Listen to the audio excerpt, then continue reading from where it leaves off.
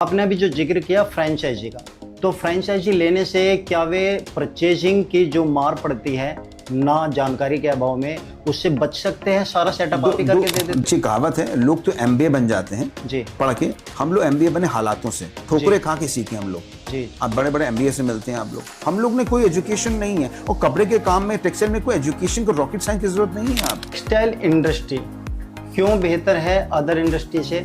हमारे व्यूवर्स को textile industry में आने का फायदा है या किसी अदर्स इंडस्ट्री में जाने का फायदा? 12 घंटे देने पड़ेंगे। ये नहीं कि 2 घंटे आपने भेज दिए team manage, that is not going to work. आपको अपना पूरी शिद्दत से लगना पड़ेगा, पसीना बहाना पड़ेगा, मेहनत करनी पड़ेगी, रोज आना पड़ेगा, तभी काम होता है। ऐसा नहीं कि आपने कर दिया। आम व्यापारी किस टेक्सटाइल इंडस्ट्री में जाए? लेडीज में जाए, जेंट्स में जाए, किड्स में जाए या फिर हैंडलूम्स में जाए? किस जो बेस्ट ऑप्शन है उसके लिए जहां से शुरुआत कर सके वो? नमस्कार, आज के पॉडकास्ट में एक आम व्यापारी के बारे में बात करेंगे। आम व्यापारी यानी कि जो टेक्सटाइल इंडस्ट्री में कदम तो रखना चाहता है मगर अपनी जानकारी के अभाव में आगे नहीं बढ़ पाता। आज हमारे साथ है लगभग 25 साल के एक्सपीरियंस्ड ऐसे टेक्सटाइल इंडस्ट्री के एक व्यापारी जो आपको पूरी जानकारी देंगे, आपको बताएंगे कि आप कैसे टेक्सटाइल इंडस्ट्री के अंदर आकर के सक्सेस हो पाएंगे। चलिए मुलाकात कराता हूं। बहुत ही अच्छे जानकार है, बहुत ही अच्छी जानकारी देते और आप सब लोग जानते हैं कानपुर के बड़े पापा के ओनर मिस्टर मोहित अरोरा जी।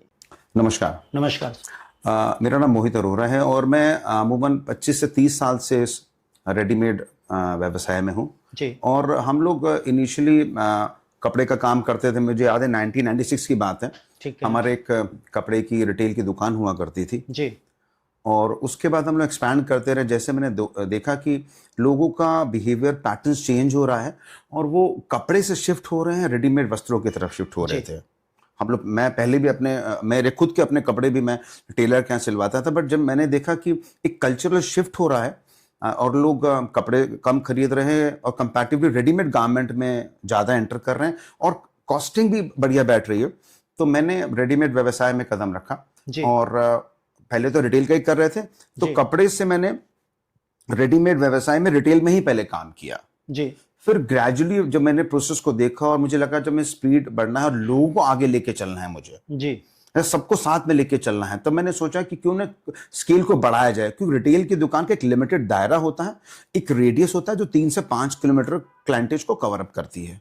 जो मैंने सोचा कि मुझे एक्सपोनेंशियल स्पीड पर बढ़ना है और लोगों को साथ में लेके चलना है आगे, तो मैंने सोचा ऐसा क्या कर सकते हैं। तो मेरे दिमाग में मैन्युफैक्चरिंग और बड़े स्केल पर ट्रेडिंग का दिमाग में आया मेरे। ठीक है। तो उसके बाद से मैंने मुझे याद आता है 1990 कुछ सालों बाद से मैंने उसको होलसेल में कन्वर्जन करा। मैंने प्रॉपर होलसेल मैन्युफैक्चरिंग में कन्वर्ट किया और धीरे धीरे मैं प्रोडक्ट्स बढ़ाते चला गया। आज हमारे पास 20 से 30 हजार लॉयल कस्टमर्स की हमारे पास एक फ्लीट है जो कि हमारे पर ट्रस्ट करते हैं और हम काफ़ी पुराने हो चुके हैं इस फील्ड में और हमारे कस्टमरों का भरोसा, हमारी क्वालिटी अश्योरेंस और हमारे खुद के रिव्यूज इतने बेटर हैं कि हम आगे बढ़ते चले जा रहे हैं। अब हम पीछे मुड़ के नहीं देख रहे हैं। अब तो हमारे वेरियस मॉडल्स आ रहे हैं। अगर हम देखें तो नॉर्मल एक रिटेल की दुकान खोलने से अच्छा एक नया ऑप्शन भी आ रहा है, फ्रेंचाइजी मॉडल में मार्केट में फ्लोट हो रहा है। तो अब हमने देखा एक छोटी सी रिटेल की दुकान से जो मैंने एक सपना सोचा था, अब उसको कैसे आगे बढ़ना है, आगे बढ़ते जा रहे हैं और कारवां बढ़ता जा रहा है, लोग जुड़ते जा रहे हैं और लोगों का, मुझे देखा लोगों का बहुत असीमित प्यार मिल रहा है मुझे। बट याद रखिएगा शुरुआत तो पहले कदम से ही होती है, शुरुआत छोटे से ही होती है, फिर हम आगे बढ़ना चालू कर जाते हैं। इसी तरह से मेरी ये छोटी सी कहानी है जी।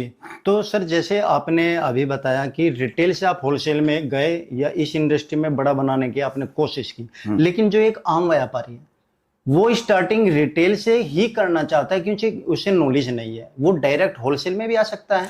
डिपेंड करता है। अगर आपके पास वर्किंग कैपिटल एक्सपीरियंस है तो आप आ सकते हैं, बट इनिशियली होलसेल या मैन्युफैक्चरिंग में आने में सबसे इंपॉर्टेंट एस्पेक्ट आता है वर्किंग कैपिटल एक्सपीरियंस।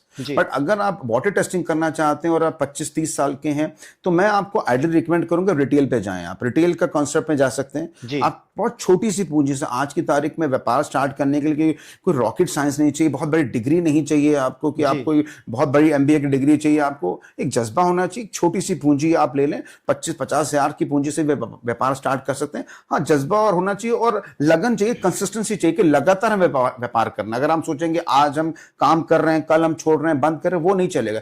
कंसिस्टेंट चाहिए, लगातार आपको अपने स्टोर पे जाना पड़ेगा, मेहनत करनी पड़ेगी, लगातार सही परचेज करनी पड़ेगी, तो लगातार आपको कस्टमर को ठीक ऑनर करना पड़ेगा, नई वैरायटी देनी पड़ेगी। कंसिस्टेंट देंगे तो रिटेल के हिसाब से जाना बेटर रहेगा। फिर जैसे जैसे आपका काम ग्रो करता है तब आप मैन्युफैक्चरिंग या होलसेल में जा सकते हैं। लेकिन सबसे बड़ा सवाल यही आता है कि सिर्फ परचेजिंग का, परचेजिंग एक आम व्यापारी है तो उसे करनी नहीं आती। और आपने अभी जो जिक्र किया फ्रेंचाइजी का, तो फ्रेंचाइजी लेने से क्या वे परचेजिंग की जो मार पड़ती है ना जानकारी के अभाव में, उससे बच सकते हैं? सारा सेटअप आप ही करके दे देते? दो मॉडल्स होते हैं बेसिकली। अगर आपको एक इनिशियली, मान लीजिए कई लोग हैं जो महिलाएं हैं जो काम करना चाहती हैं, मैं तो चाहूंगा महिलाएं एक्सपोनेंशियल स्पीड पे आगे बढ़ें, क्योंकि हमारी पॉपुलेशन का बहुत बड़ा हिस्सा फीमेल्स हैं जी। आप देखिए कि सिर्फ घर में घर का काम करना, मैं नहीं कहता कि घर का काम कोई बुरा है जी, दोनों मेल एंड फीमेल मेंबर्स दोनों को इसमें हाथ बटाना चाहिए, ठीक है। बट अगर फीमेल के पास टाइम है तो वो घर से भी, जिसको कहते हैं होम रीसेलर्स कहते हैं, घर से भी आप लोग काम कर सकते हैं, दुकान भी आप कर सकते हैं, उसमें भी आगे बढ़ना चाहिए। अब डिपेंड करता है कि अगर आपके पास समय और पूंजी का अभाव है, घर से करें या दुकान छोटी कर लें। और अगर आप फ्रेंचाइजी मॉडल में जाना चाहते हैं, जो कि आज बहुत बड़ी बड़ी कंपनी, आप देखिए खाने पीने की फ्रेंचाइजी आ रहे हैं, कपड़ों की फ्रेंचाइजी आ रही है।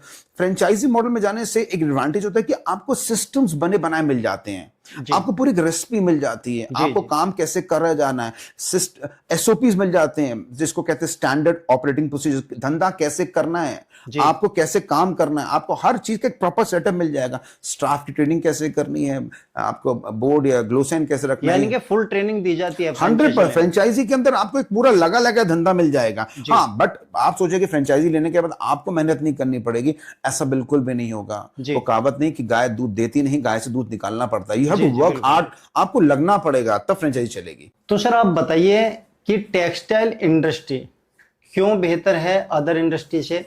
हमारे व्यूवर्स को टेक्सटाइल इंडस्ट्री में आने का फायदा है या किसी अदर्स इंडस्ट्री में जाने का बेनिफिट? रोटी, कपड़ा और मकान एक ऐसी चीज है जो रिसेशन प्रूफ है जी। आपके पास कोविड आया तो भी लोगों को कपड़े चाहिए थे जी।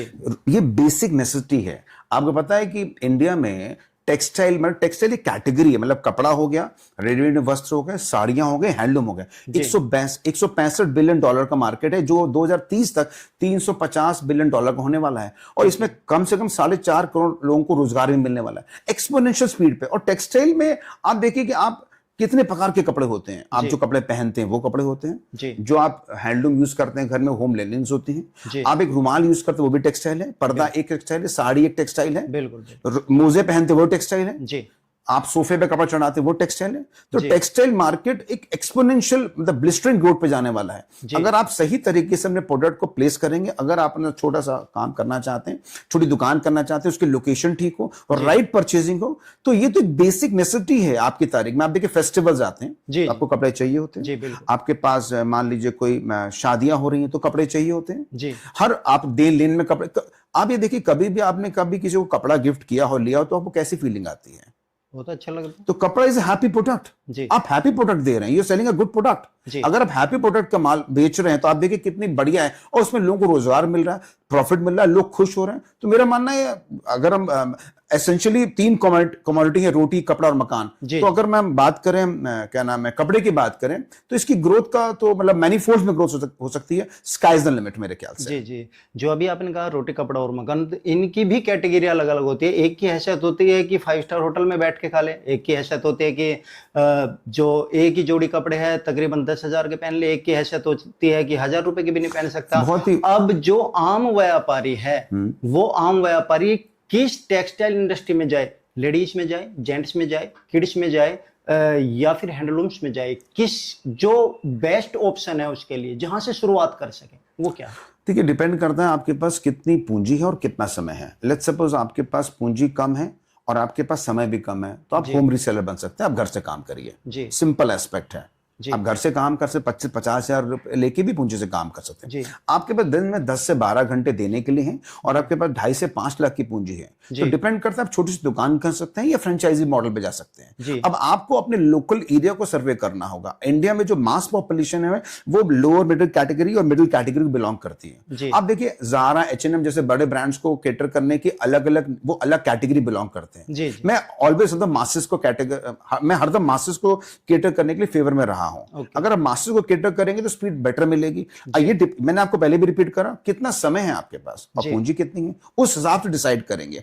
हर जगह ग्रोथ है। आप अगर आपके पास बहुत ज्यादा मिले, आपके पास 2.5 से 5 लाख रुपए हैं एग्जाम्पल तौर पे, और आपके पास एक जगह भी है जो कि 300 से 400 स्क्वायर फीट की है, आप एटलीस्ट दुकान कर लीजिए। बट याद रखिएगा आपको 10 से 12 घंटे देने पड़ेंगे। ये नहीं हो कि 2 घंटे आपने भेज दिए, team manage, that is not going to work.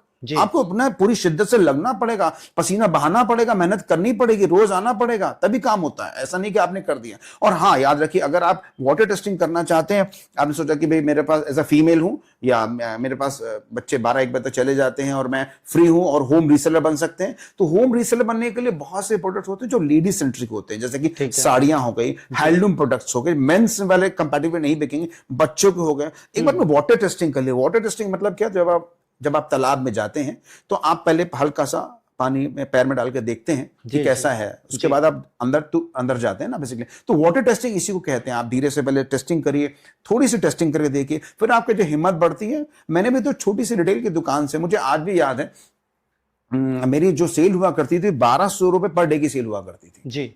आज हम करोड़ों का बिजनेस कर रहे हैं, आज हम फ्रेंचाइजी कर रहे हैं, आज हम एक्सपोर्ट करने की प्लान तक कर चुके हैं जी। हम हो सकता है आने वाले दिनों में ब्लिंकिट में भी आपको नजर आ जाए। तो हमने मैनीफोल्ड से ग्रो करने की कोशिश कर रहे हैं।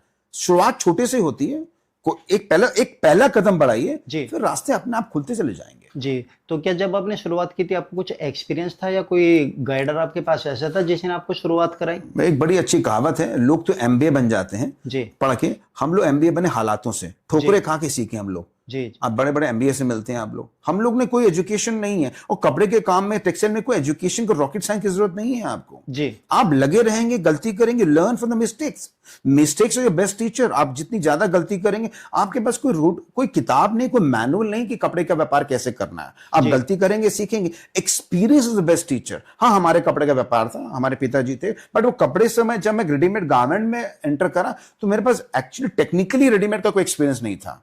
बट जितनी गलती करी, उस गलती को गले लगाया, सीखा, आगे बढ़े, गलती को गले लगा, आगे बढ़े। उस गलती को लेकर रोना चालू कर, उस गलती को लेकर रोने की जरूरत नहीं है हमें। Learn from the mistake, move forward. Sir, हमारे जो ये छोटे व्यापारी हैं, ये टेक्सटाइल बिजनेस में आकर के सबसे बड़ी गलती क्या करते हैं? पहली बात तो मैं कोई व्यापारी को छोटा है बड़ा नहीं कहूंगा, हमारे सारे व्यापारी हैं। और जो मिस्टेक हम नॉर्मली कर रहे होते हैं वो बेसिकली गलती करते हैं इन्वेंट्री कंट्रोल मैनेजमेंट को कहते हैं, जिसको हम आसान भाषा में कहेंगे स्टॉक को कंट्रोल नहीं करना। होता क्या है कि हमारे पास एक 500 रुपए का नोट पड़ा होगा, हम उसको जमीन से उठा लेंगे, ठीक है। बट अगर 1000 रुपए की जीन्स जमीन में पड़ी सड़ रही होगी जी, हम उसको क्यों नहीं उठाते? यही सवाल मैं आपसे पूछना चाहता हूं। क्योंकि होता क्या है कि जो जो एक व्यापारी होता है, बेसिकली क्या होता है, वो स्टॉक को पैसे की तरह इवैल्यूएट नहीं कर रहा होता। That is actual pure money, वो पैसा है। तो अगर आप कैश को पावर दे रहे हैं तो स्टॉक को भी उतना ही पावर देंगे। इन्वेंट्री कंट्रोल मैकेनिज्म किसको कहते हैं? आसान भाषा में बात करते हैं, आपके पास दुकान में जो माल है वो एक्चुअली पैसे का रूप है, ठीक है। तो उसको इतनी इज्जत देनी है, आपको ये देखना है कि कौन सा माल कितना पुराना हो रहा है जी, और उसको कितनी जल्दी बेचना है। अगर वो माल पुराना होने लगा, बासी हो जाएगा, ऑपोजिट हो जाएगा, तो उसकी वैल्यू डिटेरिएट हो जाएगी। तो सबसे बड़ी गलती है कि आप ओवर स्टॉक नहीं करेंगे, ज्यादा माल नहीं। जैसे घर की सब्जी खरीदते हैं, जी, हफ्ते की खरीदते हैं, 15 दिन की खरीदते हैं, उसी तरह कैसे टेक्सटाइल हो, कोई व्यापार करो, 15 दिन की प्लानिंग करिए, महीने भर की प्लानिंग करिए, धीरे धीरे करिए। और ये याद रखिएगा कि इन्वेंट्री में गलती नहीं होने देंगे। दूसरी गलती इंसान करता है कैश फ्लो मैनेजमेंट की। अगर आपके पास कैश फ्लो मैनेजमेंट स्लो है तो आप टाइम से सैलरीज पे नहीं कर पाएंगे, आप अपने वेंडर्स को पेमेंट नहीं कर पाएंगे। अब कैश फ्लो मैनेजमेंट के लिए आपको देखना होगा आपके वर्किंग कैपिटल कितनी, कार्य करने की पूंजी। दुकान आपने लगा ली, दुकान लग गई, सज गई, माल आ गया। अब वर्किंग कैपिटल जिसको कहते हैं रोजमर्रा के खर्चा पूरे करने के लिए आपके पास बैकअप होना चाहिए। अगर आपने प्रॉपर फाइनेंशियल प्लानिंग नहीं करी, एक बड़ी अच्छी कहावत है कि अगर आपके पास लक्ष्मी है जी, तो उसको मेंटेन करने के लिए सरस्वती जरूरी होती है, नहीं तो लक्ष्मी चली जाएगी आपके पास से जी। और बड़ी कहावत है कि लक्ष्मी और सरस्वती दोनों सगी बहनें हैं, एक साथ कंपैटिबिलिटी चाहिए। अगर आपके पास एक्सपर्ट एडवाइस नहीं है तो बहुत सा ज्ञान इंटरनेट में भी है, बट अगर आप किसी चार्ट अकाउंटेंट से राय लेंगे तो आपको सही राय दे सकते हैं कि वर्किंग कैपिटल की रिक्वायरमेंट कैसे पूरी करें, कैश फ्लो को कैसे मैनेज करें। तीसरा एक चीज मैंने और एक बड़ी गलती देखी है, लोग आज के जमाने में ये सोचते हैं, बहुत से लोगों को देखा है, इस बात को देख के बड़ी हैरानी से हो जाती है कि दुकान का शटर खोलेंगे और ग्राहक आएगा। अभी ऐसा नहीं होगा। ये चीज 25-30 साल पहले होती थी जी। मुझे खुद याद है कि मैंने दुकान के शटर खोला। ओके। मैं खुद शटर खोलता था। ओके। और शटर खोल रहा हूं और ग्राहक बाहर खड़ा हुआ है। जी। आज की तारीख में ऐसा नहीं होता है। आज की तारीख में कस्टमर मोबाइल पे शिफ्ट हो चुका है। बिल्कुल। तो अगर आप डिजिटली प्रेजेंस नहीं है तो आप प्रेजेंस नहीं है। जी। अगर आप वेब पे नहीं, इंटरनेट में नहीं, तो आप है ही, एग्जिस्ट ही नहीं कर रहे हैं आप। जी बिल्कुल। तो आपको वेब प्रेजेंस, इंटरनेट प्रेजेंस होना पड़ेगा। आपको किसी न किसी डिजिटल मार्केट एजेंसी की सपोर्ट लेना पड़ेगा। अगर आपका बजटिंग नहीं है तो किसी भी यंग लड़कियों को ले लीजिए जो आपका इंस्टाग्राम पेज हैंडल कर ले, या आपका यूट्यूब हैंडल कर ले, या आपका क्या नाम है फेसबुक हैंडल कर ले। नए नए प्रोडक्ट्स आप उसको दें, व्हाट्सएप के माध्यम से करें। तो ये अगर आप सोचे कि ओल्ड तरीके से, आपको याद करिए पहले आप प्रहलाद जी कैसा फोन यूज करते थे? वो डायलर वाला यूज करते थे, कीपैड वाला फोन होता। पहले कीपैड आता था, फिर वो डायल वाला आवाज करते थे हम लोग। वो लैंडलाइन। क्या आज वो यूज होता है? नहीं। तो जमाना, टेक्नोलॉजी आगे बढ़ रही है, जमाना एआई का आ रहा है, और हम पुराने तरीके से बैठे कि दुकान हमारी चल जाएगी। तो ये जो इस टाइप की बेसिक मिस्टेक्स है बिल्कुल भी नहीं करनी है। और याद रखिएगा, गलतियां करेंगे और सीखेंगे और आगे बढ़ेंगे। तो मैंने बेसिकली 3 गलती बताई। एक होता है इन्वेंट्री मैनेजमेंट, दूसरा कैश फ्लो मैनेजमेंट, तीसरा डिजिटल मार्केटिंग। अगर इन तीनों चीजों पे फोकस कर लेंगे तो आपकी कामयाबी के चांसेस काफी बढ़ जाते हैं। जी, आपका कहने का मतलब यदि सक्सेस होना है तो फर्स्ट पॉइंट तो कम से कम डिजिटली तो से होना ही पड़ेगा। जो एडवर्टाइजिंग पहले ऑफलाइन करते थे, ऑनलाइन आना ही पड़ेगा। अपने मोबाइल का एक अच्छा यूज करना पड़ेगा। ऐसे नहीं कि मोबाइल को देखना उसको बिजनेस पर्पस के लिए यूज करना। हाँ बिल्कुल बिल्कुल बिल्कुल करेक्ट। तो सर, यदि कोई फ्रेंचाइजी मॉडल लेना चाहता है या शॉप स्टार्ट करना चाहते हैं तो सबसे पहले बताइए कि उसमें डिफरेंस क्या है? बेनिफिट शॉप लेने में है या आपका फ्रेंचाइजी लेने में? और यदि आपका फ्रेंचाइजी कोई लेता है तो आप उसे किस तरह से हेल्प करेंगे? देखिए प्रहलाद जी, देखिए 2 तरह से होता है। एक होता है नॉर्मल, हम दुकानदार बनते हैं, शॉप लेते हैं, खोलते हैं, और एक होता है फ्रेंचाइजी मॉडल। जैसे कि घर में किसी की शादी होती है तो आप ऐसा कर सकते हैं। एक ऑप्शन है कि आप हलवाई के पास जाएं और सारा सामान खरीदें और सारी सामग्री ला के दें, उससे बोले, उससे बनाएं, फिर बनाएं, उसको बोलो। फिर आप वेटर के पास जाएं, वेटर को अरेंज करें, फिर लाइट वाले के पास जाएं, फिर जनरेटर वाले के पास जाएं, और सारी चीजों को आपको मैनेज करना पड़ेगा। फिर बीच में सामान भी कम पड़ जाएगा। फिर आपको गेस्ट को कैसे हैंडल करना है। बिल्कुल। तो वो एक मॉडल जिसको हम एक दुकानदार मॉडल कहते हैं, जो शॉप के। आपको शॉप को स्टार्ट करना पड़ेगा, आपको माल लेके आना पड़ेगा, आपको माल में रेट डालने पड़ेंगे, आपको माल को बेचना पड़ेगा, प्रॉब्लम को सॉर्ट आउट करना पड़ेगा, कस्टमर के एक्सपीरियंस कैसा है, ट्रेनिंग कैसी है, शॉप स्टाफ की ट्रेनिंग कैसी है, बोर्ड कैसा बनना है, आपके पास कैरी बैग कैसे बनने हैं, शॉप की लोकेशन कैसे होनी, वर्किंग कैपिटल की रिक्वायरमेंट क्या क्या है, इन्वेंट्री कंट्रोल कैसे करना। ये एक बेसिक मॉडल होगा। दुकान ऐसे भी धंधा होता है, ऐसे ट्रेडिशनल धंधा ऐसे ही होता है, आज भी ऐसा होता है, मैं इसको डिनाई नहीं कर रहा हूं। अपना एक मॉडल है, एक मॉडल हो गया कि आपको सब काम स्वयं करना है। ठीक है। इसको आपने बोला हमारे शॉप खुल गई। ठीक है। अब आप कहते हैं भाई नहीं, मुझे ये नहीं करना, हमारे घर में शादी है, हमने एक होटल से टाइप किया, उसने बोला मैं 1200 रुपए प्लेट लूंगा या 1500 रुपए प्लेट लूंगा, मैं कंप्लीट आपको पैकेज दे रहा हूं, साथ में 3 रूम्स भी दे रहा हूं, खाना पीना सब कुछ इंक्लूडेड है, कॉम्प्लीमेंट्री ड्रिंक्स हैं जी। तो आप ये अब आपकी पॉकेट और आपकी चाहत पे निर्भर करता है। जैसे जैसे जमाना चेंज हो रहा है, आज हम ये देखिए कि गूगल पे सर्च करने का तरीका बदल रहा है। लोग गूगल से ज्यादा चैट जीपीटी पे क्यों जा रहे हैं? क्योंकि उसको बहुत ही स्पेसिफिक प्रॉपर आंसर्स मिलते जा रहे हैं। जी बिल्कुल। अगर आप जमाने के साथ बढ़ना चाहते हैं तो मैं फ्रेंचाइजी मॉडल को प्रमोट करूंगा। जी। आपको एक सेट पैटर्न ऑफ बिजनेस मिलेगा। बिजनेस कैसे, आपने बिजनेस कैसे करना है वो सिखाया जाएगा। ठीक है। आपको साइनेज बोर्ड की डिजाइन पहले मिल जाएगी, कैरी बैग कहां से मिलना है वो लग जाएंगे, स्टाफ की हायरिंग कैसे करनी है, दुकान पे माल कैसे लगाना है, चार्टर्ड अकाउंटेंट को डील कैसे करना है, जीएसटी सर्टिफिकेशन कैसे करना है, रैक्स कहां से आने हैं, आपके पास काउंटर कहां से आने, कैसे लगने हैं, डिजिटल मार्केटिंग कैसे करनी है। जी। आपको सिर्फ और सिर्फ लगन दिखानी होगी। तो आइडियली 2 तरह के कॉन्सेप्ट है, बहुत आसान भाषा में समझाने की कोशिश करी। मेरे ख्याल से इसके अलावा 2 मॉडल्स हैं। हाँ, अभी तो क्या हो रहा है कि कभी कभी मैंने देखा है कि फ्रेंचाइजी मॉडल में भी मैंने देखा कि बहुत बहुत बड़े बड़े अमाउंट के फ्रेंचाइजी मॉडल आ रहे थे, 50 लाख रुपए, 1 करोड़ रुपए। तो मैंने इस मार्केट के इस गैप को जज किया कि अगर एक छोटा दुकानदार, माफ करिएगा, मैंने इस गैप को चेक किया कि अगर एक दुकानदार जिसके पास पूंजी का अभाव है, तो वो मान लीजिए छोटी पूंजी से काम करना चाहता है, 1.5 लाख 2 लाख रुपए से, तो क्या उसको फ्रेंचाइजी नहीं मिल सकती? क्यों नहीं मिल सकती है? Why not? आज की तारीख में एक और मैंने प्रॉब्लम एनालाइज की कि जब भी फ्रेंचाइजी होती है तो आइडियली एक ही ब्रांड की होती है। जी तो जब एक ही ब्रांड की फ्रेंचाइजी होती है, बट गांव देहात में लोगों को मल्टी ब्रांड्स की हैबिट होती है कि उसको सारी चीजें लेनी है एक ही पॉइंट पे। उसको मतलब साड़ी भी लेनी है, उसको ब्लाउज भी लेना है, उसको लेडीज सूट भी लेना है, उसको जेंट्स भी लेना है, उसको तौलिया भी लेना है। अब एक ब्रांड आपको सारी चीज केटर नहीं कर सकता। जी जी जी तो जैसे जब से मैं व्यापार में हूं 25-30 साल से, मैंने लोगों से इंटरेक्शन करता हूं, लोगों से मिलता हूं, बातचीत करता हूं, तो मैंने देखा कि अगर हम मल्टी ब्रांड फ्रेंचाइजी स्टार्ट करते हैं बड़े पापा की, तो बहुत कामयाबी के चांसेस हैं। मल्टी ब्रांड मतलब आपको हर प्रकार के ब्रांड एक ही छत के नीचे मिलने with minimum investment of 2.5 lakh से 5 लाख रुपए। और ओके मजे की बात है कि 30 से 35% का मार्जिन भी है और सारे सिस्टम इन प्लेस हैं, सब कुछ हम आपको सेटअप बना के देंगे। हाँ, मेहनत आपको करनी पड़ेगी, मेहनत तो आपको करनी ही पड़ेगी। तो ये मॉडल हमारे पास अभी तो हम आइडली मैं 2 ब्रांड्स को केटर कर रहा हूँ। एक हमारा ब्रांड है जो बड़े पापा जो रेडीमेड गारमेंट और साड़ियों में डील करता है, एक हमारा क्लोवर ब्रांड है जो कि हैंडलूम में डील करता है। वो स्पेसिफिक वन ब्रांडेड फ्रेंचाइजी एक ही ब्रांड की है। तो अब ये कस्टमर की रिक्वायरमेंट के ऊपर है, उसके पॉकेट के ऊपर, उसके टाइमिंग के हिसाब से आप फ्रेंचाइजी मॉडल पे भी जा सकते हैं और दुकान मॉडल पे भी जा सकते हैं। तो चॉइस ही आपको करना पड़ेगा। जी। अब सर फ्रेंचाइजी में थोड़ा सा कंफ्यूजन और सबसे बड़ी समस्या आती है डिस्टेंस की।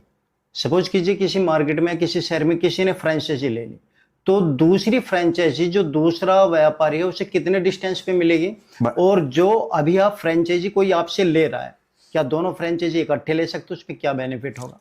बहुत ही बढ़िया सवाल है आपका। होता है कि जब हम फ्रेंचाइजी ओपन करते हैं तो हमारे एग्रीमेंट होता है, उसमें एक रेडियस होता है। ठीक है। तो हमारे पास जैसे 3 किलोमीटर 4 किलोमीटर या 3 4 या 5 किलोमीटर रेडियस में दूसरी फ्रेंचाइजी नहीं खोल सकते हैं जी। दोनों फ्रेंचाइजी का मॉडल अलग है, दोनों का प्रारूप अलग है, दोनों की लोकेशन अलग सेट करेंगे। तो ऐसा नहीं कि अगर एक फ्रेंचाइजी हमने खोल दी तो उसके बगल में फ्रेंचाइजी खोल देंगे, ऐसा पॉसिबल ही नहीं है। एक रेडियस फिक्स है और आप जिससे कि आपको प्रॉपर प्रॉफिट मिल सके और कस्टमर को भी अलग अलग लोकेशन में फायदा मिल सके।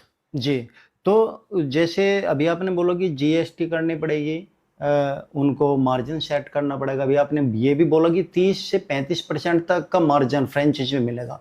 किसी को अपना मार्जिन एक्स्ट्रा करना है, बढ़ाना है, या फ्रेंचाइजी के अनुसार ये एक फिक्स मार्जिन पूरी ही आउटलेट का, जितनी भी इंडिया के अंदर फ्रेंचाइजी उन सभी का एक ही मार्जिन होता है? Correct. या अलग अलग होता है? नहीं, हम आइडियली रिकमेंड करते हैं, इसको रिकमेंडेड प्राइस कहते हैं। हम आपको सुझाव दे रहे हैं कि आपको ये प्राइस में बेचना चाहिए जी। अगर उस प्राइस से बेचेंगे तो आपको आपके पास कस्टमर की रिपीटेशन अच्छी आएगी। जैसे कहावत है कि कस्टमर एक बार माल ले गया, बहुत अच्छी बात है जी। दूसरी बार माल ले गया तो कम से कम लॉयल हो गया है, मगर तीसरी बार अगर कस्टमर आपसे माल ले रहा है तो आपके ब्रांड को पहचान रहा है। तो हम आपको जो प्राइसिंग सेट करके देंगे, ऐसा सेट करके देंगे रिपीटेशन आए आपके पास। अगर आप लालच करेंगे और ज्यादा मार्जिन लेने की कोशिश करेंगे तो उसका कोई फायदा नहीं। हम रिकमेंड यही करते हैं कि आप उसी प्राइस से बेचें। जी जी। सर सपोज कीजिए मैं शॉप करना चाहता हूँ या मैं फ्रेंचाइजी लेना चाहता हूँ, मुझे कुछ भी नॉलेज नहीं, ये ABCD मुझे कुछ नहीं आता, मैं कहता हूँ कि सर आप मुझे अपनी फ्रेंचाइजी दे दीजिए, मुझे कुछ नहीं आता, तो आप उस तरीके से पेमेंट आपको दे दी गई, उस तरीके से कैसे खुद ही सेटअप करके आओगे वहां पे, या उससे भी कुछ एफर्ट करना पड़ेगा, जैसे फर्नीचर खरीदना है या स्टाफ हायर करना है, या सब कंपनी की तरफ से हो? मैं बता रहा हूँ, देखिए जब भी आप फ्रेंचाइजी मॉडल में एनरोल करते हैं तो हमारा रजिस्ट्रेशन का प्रोसेस होता है।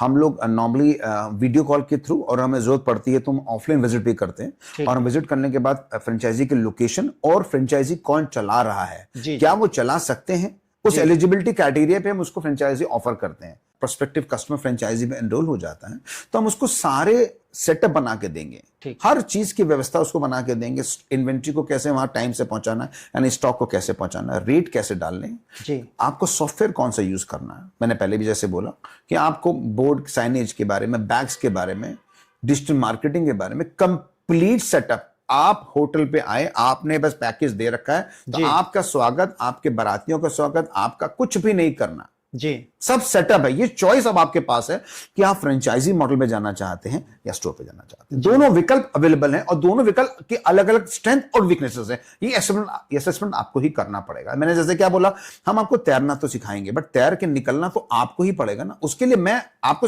आई will tell you how to swim, कैसे तैर रहे हैं, निकलेंगे तो आप ही ना सब, हाथ तो आपको लाना पड़ेगा ना। हम पूरा सेटअप बना के दे रहे हैं, मेहनत पूरी तरीका करके दे रहे हैं। अभी हम लोग धीरे धीरे आगे बढ़ रहे हैं। कुछ आने वाले दिनों में आपको हमारे फ्रेंचाइजी के बारे में और भी डिटेल में जानकारी मिल जाएगी। जी सर, एक बहुत बड़ा शब्द होता तो 2 अक्षरों का, यह है डर। कितना भी हम पॉडकास्ट में अपने व्यूवर्स को समझा ले, अपने व्यापारियों को समझा ले, लेकिन जो शुरुआत करता है खासतौर पर वे लोग जिनका बिजनेस से कोई लेना देना नहीं है, मगर कहीं ना कहीं से स्टार्टअप करना चाहते हैं, जो डर उनके मन के अंदर होता है कि हमारा पैसा डूब ना जाए, कहीं कल को ऐसा ना हो जाए, आपकी फ्रेंचाइजी ले लेती है, 5 लाख रुपए इन्वेस्ट कर देते हैं, 6 महीने बाद पता चला कि उनका कुछ हो ही नहीं रहा, उस बेस में क्या होता है? एक इंग्लिश में कहावत है, एक्शन क्यूर्स फियर। जी जब भी किसी से आपको डर लगता है, आप एक्शन पे आइए। जैसे मुझे कभी कभार, मुझे पर्सनली एक लिफ्ट में बंद होने से डर लगता है, जी क्लॉस्ट्रोफोबिया लगता है मुझे कि लिफ्ट बंद हो जाएगी तो मेरा क्या होगा, जी जी लिफ्ट बंद हो जाएगी तो क्या होगा। जब तक मैं लिफ्ट के अंदर जाऊंगा नहीं और जब तक ऊपर नीचे नहीं होगा, तब तक डर कैसे दूर होगा मेरा? बिल्कुल सही लाइट बात। भी जाएगी। तो बिल्कुल। मैंने उस डर को काबू करने के लिए बार बार अंदर जा रहा हूं।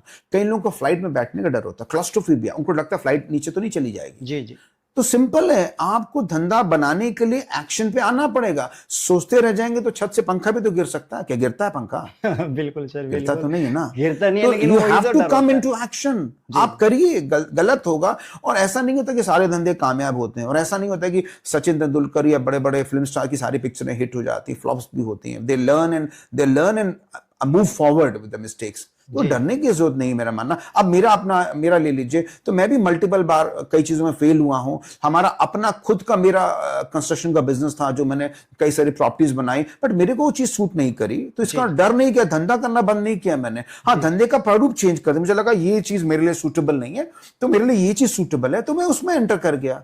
डर करके हम छोड़ के भाग नहीं जाएंगे मैदान। जी, आप अपने आप को क्या मानते हैं, बिजनेसमैन या एक कोच? मैं कंपैरेटिवली, मैं अभी जैसे जैसे मेरी एज बढ़ रही है, तो मैं अपने आप को व्यापारी का, मैं बिजनेस को ज्यादा अपने आप को देख रहा हूं कि मैं लोगों को एम्पावर कैसे कर सकूं। मैं देख रहा हूं कि इतना बड़ा गैप है सोसाइटी में। हर आदमी 25-30 साल की उम्र में चाह रहा है कि मुझे कोई सरकारी जॉब मिल जाए, और बड़ा पीस ऑफ माइंड से मेरा लाइफ सेट हो जाए। जी बिल्कुल। आइडियली अगर आप देखिए, कंपैरिजन करें अमेरिका और इंडिया को, तो अमेरिका में अच्छे व्यापारी क्यों पैदा हो जाते हैं? कोई इनको ऐसे को मिट्टी में ऐसी कोई बात नहीं। इट इज प्योर द जज्बा, जो जज्बा उनके अंदर होता है। वो चाहते हैं कि वो व्यापार करें, कारोबार करें। और हम लोग, मैं ऐसा किसी की बुराई नहीं कर रहा हूं, बट हम लोग फंसे उसी जिंक्स में हैं कि हमको सरकारी जॉब मिल जाए। बट अगर आप देखिए कि 130-40 करोड़ रुपए की 130-40 करोड़ की पॉपुलेशन है, तो 130-40 करोड़ कस्टमर हमारे पास हैं। जी, आप देखिए कितना वैल्यू प्रोपोजिशन हमारे पास है, कितनी डेंसिटी हमारे पास है, घनत्व कितना हमारे पास है। तो उसको आप उसे धंधा बनाइए ना उसको। आप क्यों नौकरी करने की कोशिश? मैंने कह रहा नौकरी को खराब होती है, पर आप उसको देखिए कि हम व्यापार कैसे कर सकते हैं। तो मैं जैसे जैसे मेरी एज आगे आ रही है, तो मैं कोशिश कर रहा हूं कि ऐसा अपने आप को बिजनेस कोच की तरह मैं देख रहा हूं। लोगों को एम्पावर करूंगा तो वो खुद ही फैसला करेंगे उनको क्या करना, बिजनेस करना है कि नौकरी करनी है। तो मेरा जो फ्यूचर प्लान है, वो तो इसी फेज में आगे जा रहा है। जी, तो टेक्सटाइल इंडस्ट्री या शॉप कोई ओपन करता है तो क्या उसमें नुकसान होने की भी संभावना है? 100% नुकसान है। आप ये बताइए, जब बिजनेस करते हैं तो बिजनेस में एक स्टेटमेंट होती है, उसको कहते हैं प्रॉफिट एंड लॉस स्टेटमेंट। जी, बैलेंस शीट बनती है, उसको कहते हैं मुनाफा या नुकसान। आप ये सोच रहे हैं कि सिर्फ बिजनेस करेंगे तो प्रॉफिट होगा, तो कृपया करके बिजनेस में बिल्कुल ना आए आप। जी, मैंने खुद नुकसान किया, और करोड़ों में नुकसान किया मैंने, और बैठा हूं आपके सामने। अगर हम अपनी बात करें तो हमारे खुद के मार्केट में जो फायर हुई थी, आपको पता होगा, हमराज कॉम्प्लेक्स में, तो उसमें क्या नुकसान नहीं हुआ होगा? बिल्कुल हुआ। कितने दुकानें आज तक मार्केट नहीं खुल पाई है। मेरा खुद का कितना नुकसान हुआ, आज आपके सामने बैठा हूं ना। तो प्रॉफिट एंड लॉस वो तो है ही। और एक बड़ी अंग्रेजी में कहावत है, profit is the reward of risk bearing. जी, प्रॉफिट मिलता है किसको है? जो जोखिम उठाता है। आप जोखिम नहीं उठाओगे, घर में ऐसे करके बैठे रहोगे, तो आपको कोई प्रॉफिट नहीं मिलने वाला। तो मी मेंटली प्रिपेयर्ड कि दोनों ऑप्शन अवेलेबल होंगे। आप हो भी सकता प्रॉफिट और लॉस भी हो सकता। सर, कोई व्यापारी कर्ज लेकर बिजनेस शुरू करना चाहता है तो क्या वो सही रास्ता है? बहुत ही डेलिकेट क्वेश्चन है, और मुझे इसी बात पे याद आ जाता है एक महिला की। बहुत ही मुझे याद आ रहा है कि एक हमारे पास कस्टमर आती थी, फीमेल थी, 30-35 साल की उम्र की थी, सीतापुर साइड की थी। सीतापुर साइड की है, माफ करिए, अभी भी हैं। तो अभी क्या, तो उनके पास कुछ फाइनेंशियल इश्यूज थे उनके परिवार में, और उन्होंने बड़ी मुश्किल से 50-60 हज़ार रुपये मैनेज किए अपने। उनके हस्बैंड कुछ काम नहीं कर रहे थे, वो हस्बैंड बार बार सरकारी जॉब को मिला पाने की कोशिश कर रहे थे, और हताश हो चुके थे, और कुछ भी करना नहीं चाहते थे, और डिप्रेसिव स्टेट ऑफ माइंड में जा चुके थे। जी। तो उसकी वाइफ ने बीड़ा उठाया, और मेरे से मुलाकात हुई। एक बार उन्होंने माल भी हमसे लिया, तो उन्होंने बहुत ही छोटी पूंजी से काम को स्टार्ट किया, और उन्होंने कहीं से एक छोटा सा लोन भी लिया उन्होंने। तो मैं नहीं कहता हूं कि लोन कोई बुरा होता है, बट लोन के पे बैक करने की मंशा कितनी क्लियर है, आप उसको रीपेइंग कैपेसिटी कैसे आप कर सकते हैं। लोन लेना तो आसान है, जी जी, रीपे करना मुश्किल है। बिल्कुल उसका इंटरेस्ट कंपोनेंट पे करना बहुत मुश्किल है। जी तो वेरी सेंसिबल तरीके, मैं लोन के ना फॉर हूं ना अगेंस्ट हूं, ये असेसमेंट आपको करना पड़ेगा, डेलिकेट असेसमेंट है। जी पैसा बहुत आसानी से, आजकल बहुत सारी स्कीम चल रही हैं, सरकार की बेहतरीन स्कीम है हमारे मोदी जी की, प्राइम मिनिस्टर साहब की हमारी, जी बट जी उसमें आप उसको कैसे यूटिलाइज कैसे करना, आपने पैसा, आपने लोन ले लिया और जाके आपने गाड़ी खरीद ली, आप फंस जाएंगे। आपने कोई लैंड खरीदा, फंस जाएंगे। जिस काम के लिए आपने लोन लिया, अगर आपने वर्किंग कैपिटल के लिए लोन लिया, धंधे, तो धंधे में पैसा लगना चाहिए। जी जी अगर आपने गाड़ी के लोन, तो गाड़ी के लिए, तो उसको आप फंड की मिक्सिंग नहीं कर सकते। फंड जी को इसका उधर से उधर करेंगे तो काम खराब हो जाएगा। ठीक है मैं वापस आ रहा हूं अपनी उसी स्टोरी पे।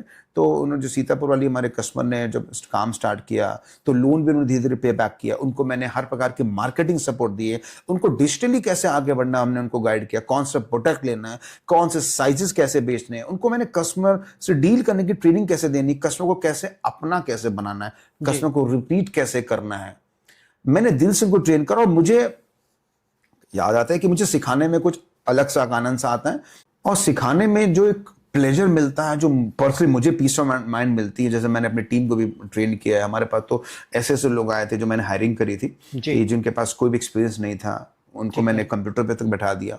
तो वापस उस महिला के ऊपर आ रहा हूँ, आपके मेन क्वेश्चन के ऊपर आ रहा हूँ। हाँ, लोन से आप स्टार्ट कर सकते हैं, मिनिमम कैपेसिटी से स्टार्ट कर सकते हैं। आज वही महिला हमारे पास 2 से 2.5 लाख रुपए एक बार परचेसिंग करते हैं, और हर 15 दिन में आते हैं। आप खुद सेल्फ रिलायंस हो चुकी, उनके हस्बैंड भी शॉप पे बैठने लगे हैं, उनके चेहरे पे जो चमक है वो मैं आपको बता नहीं सकता। और जो मुझे जो पीस ऑफ माइंड मिल रहा है कि मैंने उनको सिखा के, ये मैंने क्या सिखा, मैं तो एक ऊपर वाले का एक माध्यम हूं, जो मुझे ज्ञान मिला, जो एम्पावर कर रहा हूं, मैं क्या हूं, बट एक जो कॉन्फिडेंस मिलता है, और वो मुझे उससे बहुत मजा आता है। मेरा ऐसा मानना है कि व्यापार में आपको लोन लेना चाहिए। लोन लेने से पहले रीपेमेंट की प्लानिंग करनी चाहिए। मान लीजिए कोई ऐसी फीमेल है जिनके पति किसी वजह से काम नहीं कर पा रहे हैं, और उनको फाइनेंशियल सपोर्ट चाहिए, उनको हेल्प चाहिए, तो छोटे से लोन लेके आप छोटी वाटर टेस्टिंग कर सकते हैं। नंबर 2, अगर आपको फुल स्केल पे काम करना है, पूरी दुकान करनी है, जैसे महिलाएं हैं या पुरुष हो, कोई भी फुल स्केल काम करना है, तो एक छोटा टेस्टिंग लोन ले सकते हैं, आप काम कर सकते हैं प्रॉपर। पर याद रखिएगा, repayment strategy is very important. और आपको प्रोफेशनल तरीके से बड़े व्यापार में जाना है। फ्रेंचाइजी मॉडल बहुत ही बेहतरीन मॉडल है, बट फिर याद रखिएगा, लोन लेने से पहले रीपेमेंट की प्लानिंग आप पहले करेंगे। 2 साल में पेमेंट करना है, 3 साल में कैसे करना है, और उसका जो इंटरेस्ट कंपोनेंट आ रहा है, जो ब्याज आप पे करेंगे, वो आपके खर्चे का एस्पेक्ट आ रहा है, तो उस खर्चे को आपको अपने खर्चे में डालना पड़ेगा। और कितनी जल्दी आप पे बैक कर सकते हैं, बहुत क्रूशियल है कि लोन के आपको चक्र में नहीं फंस जाना है, और एक लोन से दूसरे लोन को नहीं काटना है। इन बातों का ध्यान रखेंगे तो मेरे ख्याल से कामयाबी आपके कदम चूमेगी। सर, जैसे आज के समय ऑनलाइन मार्केट बढ़ रही है, रोजाना आप देखते होंगे कि ऑनलाइन मार्केटिंग का क्रेज ही बहुत जबरदस्त है। क्या ऑफलाइन मार्केट पे इसका कुछ फर्क पड़ता है? मेरा बड़ा क्रिटिकल क्वेश्चन है, और इसके 2 थॉट ऑफ स्कूल्स हैं, 2 प्रकार से सोच सकते हैं। ऑनलाइन बहुत तेजी से बढ़ रहा है और आगे बढ़ेगा भी, बट अगर आप देखिए, अगर आप कोई परफ्यूम लेते हैं तो आप बेसिकली उसको फ्रेग्रेंस को स्मेल करके लेने की कोशिश करेंगे। जैसे टेक्सटाइल है, उसको हम टच एंड फील का जो एक ऑप्शन हमारे पास है, वो जाएगा नहीं। और जैसे जैसे आप देखिए कि आप इन्फ्लुएंसर्स हैं, वो ऐसे इन्फ्लुएंस करते हैं इंस्टाग्राम पे कि आपको मोर एंड मोर कपड़ा खरीदने का मन करता है, प्रमोट करते हैं आप। तो मेरा ऐसा मानना है कि जिस स्पीड से ऑनलाइन बढ़ेगा, उससे ज्यादा ऑफलाइन भी बढ़ेगा। जो टच एंड कपड़े के अंदर जो टच एंड फील, और उसको पहनने के बाद उसकी फिटिंग का जो एस्पेक्ट है, हाँ, कई कंपनी ट्रायल एंड बाय का ऑप्शन देती हैं, रिटर्न पॉलिसी देती हैं, बट इतना आज आप अपनी गाड़ी आपने उठाई और आप एक शॉपकीपर के पास गए, आपने कपड़ा खरीदा, पहना, लिया और गए, 30 मिनट्स, बिल्कुल 45 मिनट्स, बिल्कुल ऑल्ट्रेशन कराना है 5 मिनट।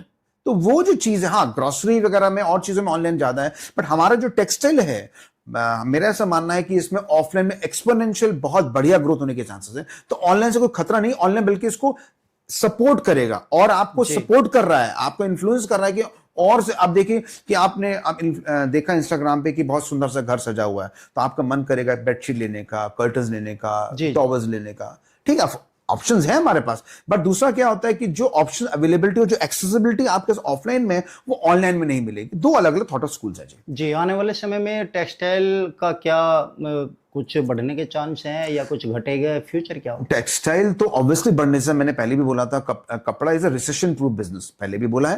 रोटी कपड़ा मकान, कपड़ा तो बिकने ही वाला है, इसका रुकने के कुछ चांसेस नहीं है। आप कपड़ा की किस कैटेगरी में जाना चाहते हैं, आप रेडीमेड में जाना चाहते हैं, आप अनस्टिच में जाना चाहते हैं, हैंडलूम में जाना चाहते हैं, आप साड़ियों में जाना चाहते हैं, आप अंडर गारमेंट्स में जाना चाहते हैं, किस कैटेगरी में जाना चाहते हैं, इसमें नो, जैसे कि फूड है, जी जी हमारे पास फूड है, या हम कह रहे हैं रियल एस्टेट है, उससे कपड़ा भी है। तो इसका तो कोई मतलब ग्रोथ मुझे लगता है कि ये तो आसमान फाड़ की ग्रोथ लेने वाली है। जी आपको देने के किस सेक्टर में आपको, और याद रखिएगा जिस टेक्सटाइल कैटेगरी में आपको से मोहब्बत है, आपको जिसमें आपको अच्छा लगता है उसी में जाइएगा। किसी के दबाव में आके, किसी के कहने पे आके नहीं करना। और याद है कि जब भी आप किसी बिजनेस में जाना चाहते हैं तो थरो मार्केट रिसर्च कर लें। और मार्केट रिसर्च बहुत सिंपल होता है। आपके एरिया में जो दुकानें होती हैं वहां पे किस प्रकार का टेस्ट बिक रहा है, क्या बिक रहा है, उसको एसेस करके आप व्यापार में। और याद रखिएगा जब भी आपको परचेजिंग करनी है तो 100% रिलायबल सोर्स से माल परचेज करना है, जहां पे आफ्टर सेल सर्विस हो, आपकी सुनवाई हो। आपको सिर्फ माल लेने के बाद पहचाने ना, ऐसा नहीं होना चाहिए। जी आपकी जी सुनवाई प्रॉपर होनी चाहिए। तो मेरी उम्मीद है कि आप जरूर कामयाब हो जाएंगे। प्रहलाद जी, इसमें एक चीज मैं और आपको बताना चाहूंगा कि जी जितने भी बड़े ब्रांड्स हैं, जैसे कि ज़ारा हो गया, H&M हो गया, एडिडास, नाइकी हो गया, उनको हमारा जो सप्लाई सोर्स है वो बांग्लादेश है। ठीक है अब बांग्लादेश और चाइना की जो फ्रेंडशिप है उससे इंडिया को, हमारे देश को प्रॉब्लम क्रिएट होती है। हमारे पास हमारे जो बांग्लादेश से टाइज हैं वो भी कंपैरेटिवली स्ट्रेंड हुए हैं, थोड़ा टफ टाइज चल रहे हैं। तो ऐसे मौके पे तो गोल्डन अपॉर्चुनिटी हमारे लिए है मैन्युफैक्चरिंग के लिए।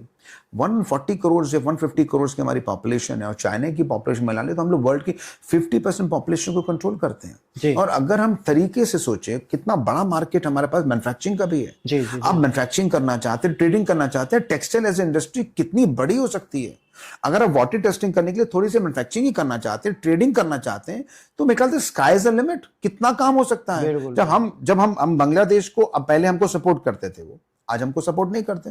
तो इसको एज अ मार्केट अपॉर्चुनिटी देखना है आपको जी जी पूरा। आप हम अपनी बात करें तो हम अभी बहुत नियर फ्यूचर में हमारा खुद का एक्सपोर्ट स्टार्ट होने वाला है। जी हम लोग दुबई या वियतनाम और मलेशिया में एक्सपोर्ट करने की प्रोबेबिलिटी हमारी बन रही है। ठीक बहुत ही जल्दी हमारे सोशल मीडिया प्लेटफॉर्म्स पर आपको इंफॉर्मेशन मिलेगी।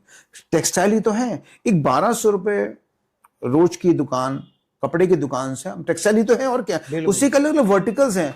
तो अननेसेसरी अपने आप को डिमोरलाइज करना, अपने आप को डिप्रेस करना कि हम एक सरकारी नौकरी में लग जाएंगे, ठीक है, वो ऑब्वियसली ट्राई करिए। घर की महिलाएं हैं तो घर का काम जरूर करिए, बट अगर आपके समय है और आपके पास एक, तो मतलब ये मत सोचिए कि टेक्सटाइल छोटा है।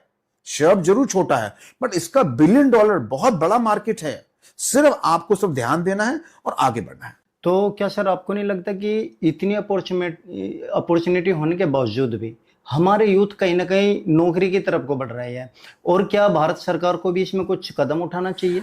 एक्चुअली क्या है कि नॉर्मली जो आदमी कंप्लेसेंट हो जाता है, जी वो सोच रहा होता है कि सिंपल से हमें नौकरी मिल जाए, सिंपल से नौकरी मिल जाए, 9 to 5 जॉब मिल जाए, हमें 30 तारीख को सैलरी मिल जाए। जी बट अगर आपको नौकरी करनी है तो बेसिकली नौकरी से बहुत चीजें चेंज नहीं होने वाली, लाइफस्टाइल आपकी चेंज नहीं होने वाली। जी लाइफस्टाइल वैसे ही रहेगी, आप एक मीडियोकर लाइफस्टाइल जी रहे हैं। बट अगर आपको ग्रोथ चाहिए, आपको लंबी छलांग बननी, तो आपको एंटरप्रेन्योर बनना पड़ेगा, आपको धंधा सीखना पड़ेगा, व्यापार करना पड़ेगा, तभी आप आगे बढ़ सकते हैं। मैं नहीं कहता हूं कि सरकारी जॉब के पीछे मत जाइए, ठीक है, आप ट्राई करते करते करते अगर आपके पास नहीं बन रहा है, या आपके घर की महिलाएं, आपके पास समय है, तो आप व्यापार में क्यों नहीं आते हैं? और कोई आपके पास कोई डिग्री मांग रहा है, व्यापार आपसे क्या मांग रहा है? आपकी से हिम्मत ही तो मांग रहा है। जी कोई बिल्कुल आपको डिग्री मांग रहा है कि एमबीए आप होने चाहिए, ऐसा कुछ भी नहीं मांग रहा है। शिद्दत, मेहनत मांगे। कितनी पूंजी चाहिए? 25-50 हजार से भी घर का काम आप स्टार्ट कर सकते हैं। फ्रेंचाइजी लेनी है तो 2-2.5 लाख स्टार्ट कर सकते हैं। कितना मतलब कितनी कैपिटल? कोई बहुत कैपिटल नहीं है। हाँ, अब आपके अंदर करने की इच्छा ही नहीं, तो उसका तो प्रहलाद जी कोई आंसर ही नहीं हमारे पास। बिल्कुल मैं ये जानना चाहता था कि और भी बढ़ावा मिल सकता है हमारी इंडस्ट्री को, टेक्सटाइल इंडस्ट्री और बढ़ सकती है क्या? आपके अनुसार भारत सरकार को क्या इसमें कुछ सब्सिडी का प्रावधान करना चाहिए, या कुछ ऐसा कदम उठाना चाहिए जो आम आदमी इस लाइन पे चलना चाहिए, इस बिजनेस को स्टार्ट करना चाहिए, उसे कहीं ना कहीं कुछ राहत मिले? देखिए, भारत सरकार ने बहुत से ऑप्शन दे रखे हैं। एमएसएमई लोन्स होते हैं, मुद्रा लोन्स होते हैं। आप इंटरनेट पे जाइए, 50,000 से 5 लाख का लोन, 10 लाख तक का लोन आराम से मिल सकता है। बट आपको याद रखना होगा, सरकार ने तो अपना काम पूरा कर दिया है। जी जी आप लोन लें या ना लें, ये आपको डिसीजन लेना है, बट लोन का पे बैक करने की प्लानिंग आपको पहले ही करनी पड़ेगी। जी बिल्कुल। और प्रॉपर प्लानिंग के साथ उतरेंगे और प्रॉपर मेहनत के साथ आप जाएंगे। आप दुकान करनी हो, घर से करना हो, फ्रेंचाइजी मॉडल करना हो, तीनों में भी कामयाबी के चांसेस है। और टेक्सटाइल में ग्रोथ बहुत है, इस बारे में आप बिल्कुल कतई कंफ्यूज बिल्कुल भी ना है। जी पहला जी, आज के जमाने में जितनी भी इंडिया में कार्स चल रही हैं वो सब कार लोन्स पे चलती हैं। जी और 10 लाख की गाड़ी का एक मिडिल क्लास इंसान भी एक लोन ले लेता है, जिसकी ईएमआई 15-20 हजार रुपए आती है। जब आप गाड़ी का कार लोन लेते हैं, आप बाइक लोन लेते हैं, लोग एप्पल के फोन पे फोन पे 1.5-2 लाख की ईएमआई पे चला लेते, उसका लॉजिक क्या है? आप उससे तो 2 से 5 लाख रुपए का व्यापार में पैसा लगाइए ना, जो मल्टीप्लाई करेगा। अगर आपके व्यापार में 15%, 20% का नफा भी है तो आपके साल भर में तो पूंजी बाहर आ जाएगी। जी आप कहाँ पैसा लगा रहे हैं? आप सिर्फ लोगों को शो ऑफ करने में कि मेरे पास महंगी गाड़ी है, मेरे पास बहुत ही फैंसी सा फोन है, फैंसी वेकेशन, उस पर नहीं जाना है आपको कॉस्ट कटिंग पे जाना है। आपके जितने लिमिटेड खर्चों पे करें, आप लिमिटेड अमाउंट पे लोन लें और ऊट पटांग फालतू खर्चों पे ना जाके उस पे फोकस करें। और लोन्स की तो भरमार ऑप्शन बहुत सारे हैं। 5-10 लाख का लोन तो 2 मिनट में आपको मिल जाएगा। आप उससे 2 से 5 बिजनेस ट्राई कर सकते हैं। अगर आए कि बिजनेस फेल हुआ तो दूसरे में आप ट्राई करिए, तीसरे में ट्राई करिए। आप ट्राई करिए, ऐसा नहीं कि पहला बिजनेस ही कामयाब हो जाएगा, मैं ऐसा बिल्कुल भी ना था। आप ट्राई करिए, कामयाबी जरूर मिलेगी आपको। जी, ये तो खैर इंडिया में सच बात है कि एक मिडिल फैमिली वाला बंदा 10 लाख की गाड़ी के लिए लोन ले सकता है। हाँ। ये जानकर कि कैश लेने में अक्लमंदी नहीं है। हाँ। मगर यहाँ पर बिजनेस की बात हम करें तो यहीं पे चुप कर जाता है कि जो हमारे पास है उसी को इन्वेस्ट करना है, हमें लोन लेकर बिजनेस नहीं करना है। क्योंकि बहुत सारे लोगों की सोच, सर हम गांव देहात की बात करें तो पेरेंट्स की बात करें, जो पुराने लोग हैं ना, लोन्स के बिल्कुल विपरीत है। और जबकि बिजनेस में सफल होना है तो मेरा भी मानना है लोन्स बहुत जरूरी है। 2 प्रकार के लोन्स होते हैं, एक होता है गुड लोन, एक होता है बैड लोन। डिपेंड करता है किस कैटेगरी में जा रहे हैं। अगर आप गुड लोन कैटेगरी में जा रहे हैं, समझदारी से लोन ले रहे हैं, एक फाइनेंशियल एडवाइजर से बात करके ले रहे हैं, दैट्स अ गुड लोन। अब बैड लोन, आज आप होम लोन्स लेते हैं, 25-25 साल के 2-2 करोड़ रुपए के, 5-5 करोड़ रुपए के घर बिक जाते हैं, होम लोन्स पे तो बिक जाते हैं। दैट्स अ गुड लोन अगर आप लेना चाहते हैं तो। और अगर बिजनेस के लेना चाहते हैं तो छोटी सी वर्किंग कैपिटल के लिए लोन लें, बट अपने आप आपको लिमिट पता होनी चाहिए, किस लिमिट में आप लोन को पे बैक कर देंगे 2-3 साल के अंदर, तो उसमें कोई बुराई नहीं है। हाँ, थोड़ी सी ट्राई करिए, टेस्टिंग करिए, फिर अब आगे आप बढ़ सकते हैं। और वैसे भी लोन की हम बात करें तो 8-9% पे लोन मिल जाता है, 9% भी बिल्कुल। और अगर हम अपने बिजनेस के मार्जिन की बात करें तो 30%, 35% तक का है, तो 7-8% चुकाना कोई बड़ी बात नहीं है। कोई बड़ी बात नहीं। और इसमें एक चीज और प्रहलाद जी, आप शायद अभी नहीं समझ पा रहे हैं, आप जो बिजनेस में जो प्रॉफिट रीप करते हैं वो आप रीप करते हैं 25 से 30% पर महीना या पर 2 महीने में। अगर आपकी इन्वेंट्री साल में 6 बार घूम रही है तो आप 180% का नफा कमा रहे हैं। 30% आपने 2 महीने कमाया, ये 25 कमाया, बिल्कुल। और आप लोन दे 9% एनुअली दे रहे हैं, तो बिजनेस का मुकाबला तो कर ही नहीं सकता। कोई कर ही मैच ही नहीं है। हाँ, वो जज्बा चाहिए, लगन चाहिए, टाइम चाहिए, शिद्दत चाहिए, शिद्दत चाहिए, आप कामयाब पक्का ही हो जाएंगे। जी, तो सर हमारे व्यूअर्स को थोड़ा सा और बताइए कि आपकी कामयाबी का सूत्र क्या है?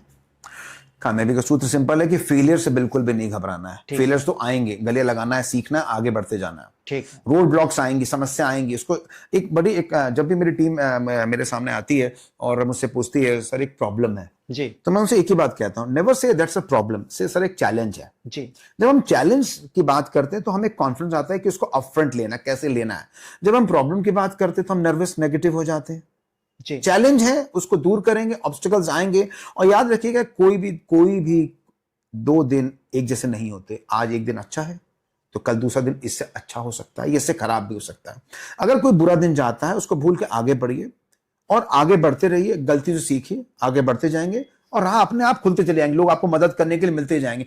आपकी नीयत मंशा ठीक होनी चाहिए, ईमानदारी से धंधा करिए, लोग आपके से जुड़ते जाएंगे, कारवां बनता ही चला जाएगा। जी, कोई हमारे व्यूअर्स वीडियो देख करके आपके पास आना चाहता है, जानकारी लेना चाहता है, स्टार्टअप करना चाहता है, आप हेल्प करेंगे?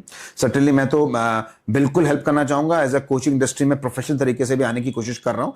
बिल्कुल मदद करना चाहूंगा। मैं चाहूंगा मेरी टीम से संपर्क करें और सर्टेनली आपकी मदद करी जाएगी। तो दोस्तों देखिए, इतना अच्छा पॉडकास्ट मोहित सर के द्वारा आज हमने करा है। आपके जो मन के अंदर क्वेश्चंस उठते हैं कि एक आम व्यापारी, एक ऐसा व्यापारी जिसका बैकग्राउंड बिजनेस से नहीं है मगर बिजनेस करके सफल होना चाहता है, पैसा कमाना चाहता है, नाम कमाना चाहता है, तो उसके लिए जो ये पॉडकास्ट था बहुत इंपॉर्टेंट था। यदि किसी क्वेश्चंस को लेकर के कंफ्यूजन है तो वीडियो को आप रिपीट करके देख सकते हैं, चैनल को सब्सक्राइब कर सकते हैं, क्योंकि हमारे चैनल पर इस तरह की वीडियोस आती रहती है, आपको जानकारी हम देते रहते हैं। टेक्सटाइल इंडस्ट्रीज की हम बात करें तो आगे फ्यूचर, गोल्डन फ्यूचर है। आप आज स्टार्ट करेंगे तो ये आपकी शुरुआत, ये समझ लीजिए यदि 0 पे होती है तो आप कुछ ही समय में 100% ले आओगे। बस थोड़ा सा जज्बा आपका होना चाहिए। और किसी भी जानकारी के लिए, किसी भी सहायता के लिए टेक्सटाइल इंडस्ट्रीज के बादशाह जो कानपुर में बैठते हैं, बड़े पापा के नाम से सर का आउटलेट है और बहुत ही अच्छी जानकारी लेते हैं। आप कभी भी आ सकते हैं। सर 7 दिन ओपन होता है क्या? हाँ जी। आप 10 बजे से शायद 10 से 7 ही। 7 हाँ बजे जी। तक आप वर्किंग डे में आ सकते हैं और आकर के जानकारी लीजिए, बिजनेस स्टार्टअप कीजिए। किसी तरह की कोई समस्या है आप कमेंट्स कीजिए, कमेंट्स के द्वारा भी हम आपको जवाब देंगे। और उम्मीद करता हूँ दोस्तों वीडियो पसंद आई होगी तो लाइक कीजिए, चैनल को सब्सक्राइब कीजिए। और अब तक जो भी व्यक्ति इस पॉडकास्ट को इस समय तक देख रहा होगा तो मुझे उम्मीद है वे जरूर बिजनेस लाइन में आना चाहेंगे, जरूर टेक्सटाइल फील्ड में अपनी किस्मत आजमाना चाहेंगे। तो वीडियो को लाइक जरूर कीजिएगा। अब तक आपका बहुत बहुत दिल से धन्यवाद करता हूं जो जो हमारे पॉडकास्ट को शेयर कर रहे हैं, जो हमारे पॉडकास्ट पर इतनी अच्छी जानकारी लेने के बाद बिजनेस माइंड सेट कर रहे हैं। तो सर आपका भी बहुत बहुत धन्यवाद, इतना कीमती समय आपने दिया। Thank you so much. धन्यवाद।